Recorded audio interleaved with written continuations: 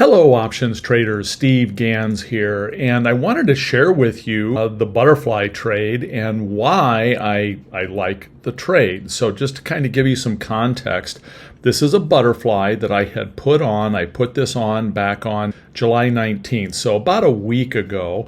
And if we take a look at our markets, let me move my face out of the way here. We take a look at our markets. So I put that on right around in here, and the market is considerably lower. So 55.40, now we're down to 54. So we've given up over 100 points.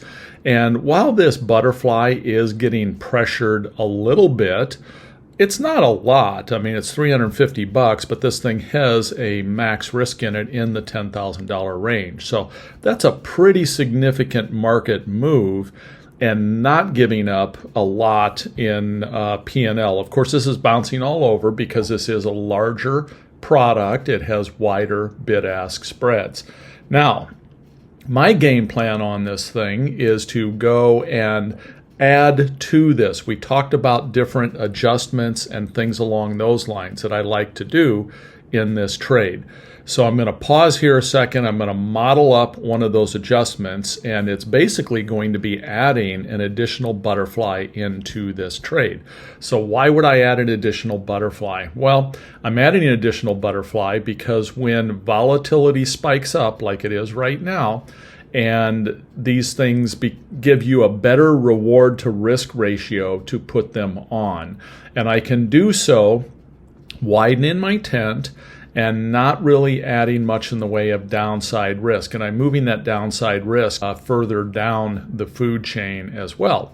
So I'll pause here a second, and I'll be back with you in just a moment, and we'll take a look at what I've done. Okay, so here I am back. So what I'm doing here is I'm simply adding another butterfly, but this one's going to be a flat fly.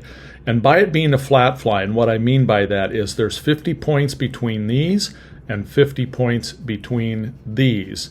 So basically what that does is it adds another tent, it widens out this overall structure, if you will.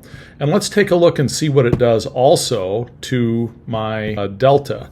So basically it flattens my delta. If I don't have that second structure on there, we can see that I have 750 in positive delta. I've got 1470 in theta.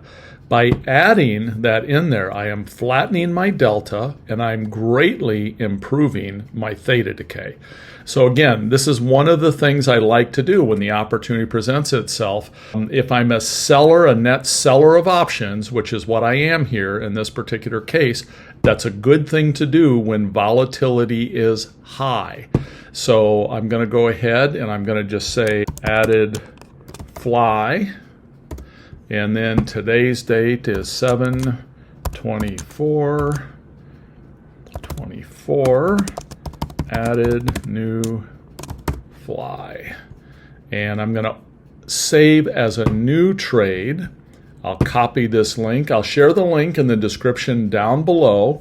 And again, one of the goals was for people to see how I go about adjusting the butterfly, because again, I really like the butterfly and how they're relatively easy to deal with and manage once you learn them. Now, something I want you to see here, volatility is up today.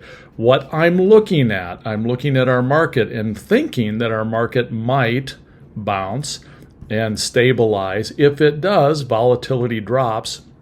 The second volatility starts to drop in this trade, profitability comes in quite quickly. So that's kind of what I'm counting on. Not only am I neutralizing the directionality of this trade right now by flattening those deltas, but I'm also increasing my theta decay and giving myself a better chance of profitability if the market stabilizes and volatility starts to decrease a little bit.